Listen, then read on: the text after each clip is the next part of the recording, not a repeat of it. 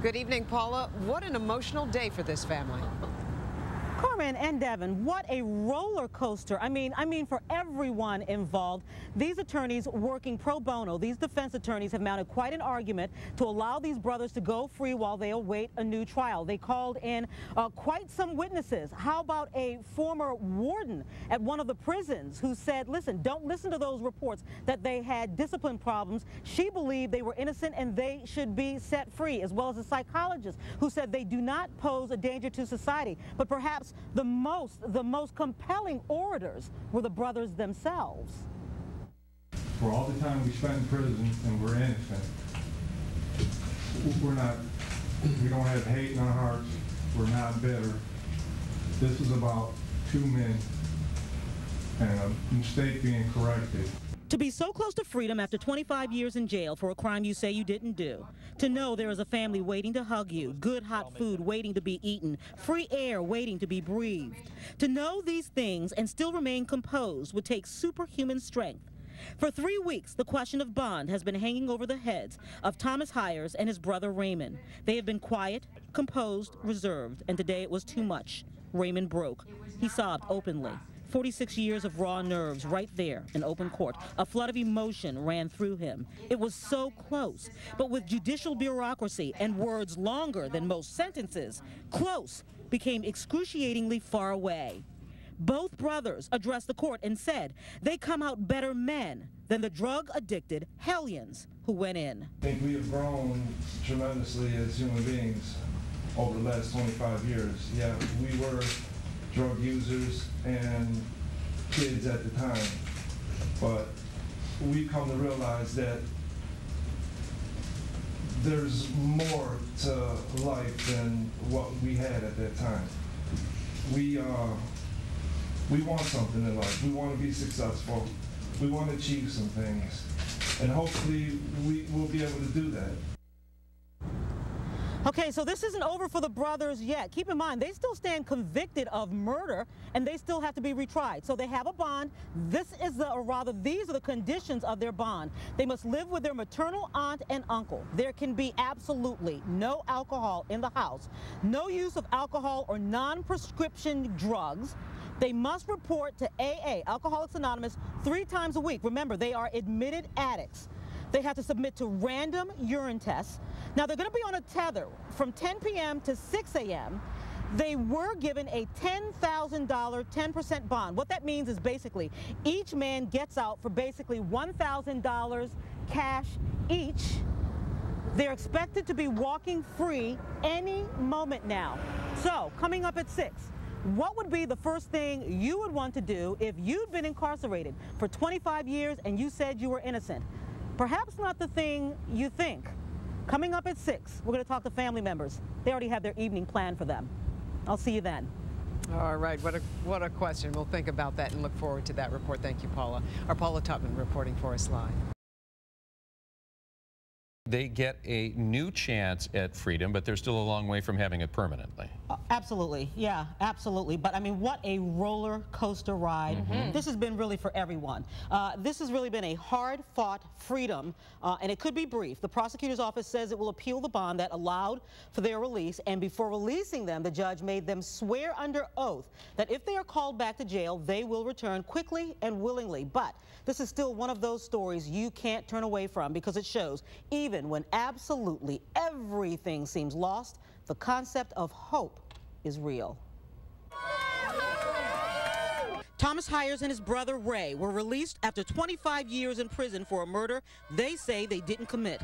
After new evidence surfaced, the judge has ordered a new trial, and last night they were released on bond and promptly melted into the arms of their loved ones. Just being with family and being able to love and feel that love. You know, we've just been hardened in there all these years by, you know, people who, you know, done something wrong, and here we are, you know.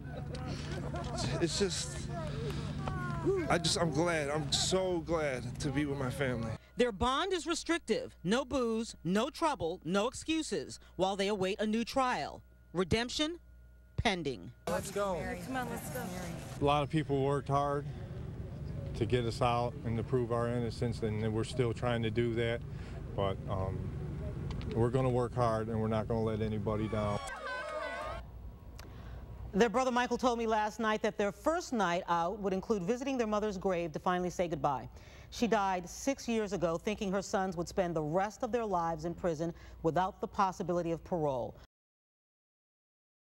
Good afternoon, Karen. You know what? The brothers' hires have had one busy day. Keep in mind they come from really almost nothing. They're leading almost a childlike existence.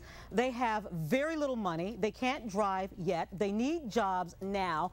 And today, they really needed a lot of help with day one on the outside. It begins with a first step. This morning, touching money for the first time in 25 years. Yeah, it's nice. Counting out what little funds have come by way of family donations. Step 2, remembering a guiding concept that seemed completely foreign not so long ago. The idea of hope. Come out of there without being bitter, without being full of hate, because you see it every day, guys walking around and they're just so full of hate, and you like, you can see it eating, like it eats them up. But I mean, we've gone through our moments too in there, you know what I mean? This morning, the sister-in-law of Raymond and Thomas Hires' deceased mother became their surrogate, guiding the brothers through those first steps on the outside. For 25 years, they've stood convicted of a murder they say they didn't commit. A judge agreed that this new witness who's come forward could provide testimony that would change the outcome of a new trial, and so the brothers are free, though not clear. They have to find a way to live on the outside until their new trial, and it started with the basics. A drive to the mall. 25 years gone. I mean, what will look the same? Inside the stores, there was free will and choices. A saleswoman held up an orange tank. Tommy said no. He's worn enough orange, and yellow for that matter, with prison clothes. Hold on, I want some black teas, man. Here's some extra large, Ray. They're doing well, very well. Our nieces and nephews stayed here till what, about 2 in the morning? Yeah, so we got to hang out with them and just get to know them a little bit. For the first time in 25 years, though that word free was no longer just a word. This is nice. It's unbelievable. Just that we're here. We're riding together in a brand new Chrysler 200 that I fell in love with first time I seen it on TV. It's gonna be like that for a while, I think.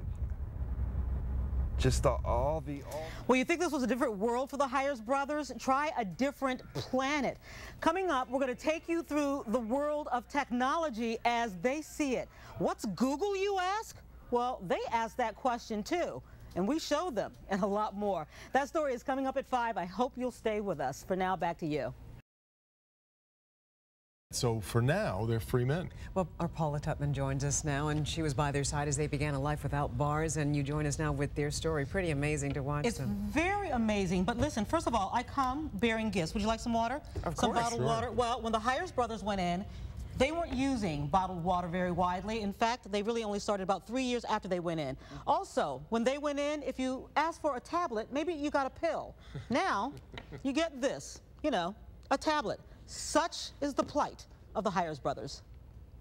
For Thomas and Raymond Hires, today is a new day in their new life on a different planet. Have you guys Googled before? No. Not only is there something called the internet, but they're all over it. So if you Google Hires brothers, so maybe you don't want just information, maybe you want an image. Oh, what do these guys look like? Man, I've been hearing about these guys. And there you are. Oh, wow. So then if you just kind of hover the cursor over it, it pops it up. Or you can pop it up even bigger. There you are. That picture was the last identification photograph that I took. That's because by then a new witness had surfaced on Facebook, something else the brothers have only heard about but never really seen. All people all over the world can see what happened last night. All over the world. Yeah, it's something. It's good. It needs to be seen all over the world. After spending 25 years in prison for a murder they say they didn't commit, the Hires brothers are learning what life is like on the outside after being bonded out to wait for a new trial. A quarter century, by legal standards, a life sentence. A lot has changed, including the way you make a phone call. There's another call coming in. All right, love you, see you later. How do you get to the next call? It baffles me. I made a couple calls to family members and friends last night, and I just had to have somebody else do it. They do the call, and I talk. Part of adjusting to the outside was getting cell phones. Metro PCS at Gratiot and 12 became a wonderland. How you just stop from hitting 2 buttons at a time. It's got GPS capabilities so you can navigate turn-by-turn directions. But I think the GPS would be something we need. And whether you've been on the inside or the outside, you've got to learn how to use the darn thing. And how do you program like a number in it? See the little white dash right here? Yeah. Oh, so you touch that white dash, Yeah. Right, okay. And it gives you your full menu. And it has video capability. Oh yeah, it is. Pretty clear, huh? And one of Tommy's first calls was to girlfriend Tina. Yes, he has a girlfriend, a childhood friend who's been on paper for 25 years, until now. No new technology needed here. No, I don't think so. Some technology never changes. Well, anyway, they watched with interest as their aunt made a purchase and signed a strange little touchpad thingy instead of that machine. Remember that carbon machine that goes, rah, rah. Right. Okay, so all right, they didn't exactly know what that was. Yeah, you know what? They've got a lot to do. They've got to adjust. They've got to get jobs. They have to stay straight. They have to stay clean, and then they have to get through another trial, to prove their innocence. Something they already know is very, very difficult to do. Obviously, more difficult than learning how to use a new cell phone. Yeah. Now, what about children? Do either of them have children, or? They have children. They didn't know those children very well when they went in. One of them lost a child while he was in. They have grandchildren they've never met. They've got a lot of catching up to do. A lot of living to do. A lot of living Complex to do. in so many different ways, isn't it? Yeah. How about that? I'll take this water now. Okay. Thank you, Paul.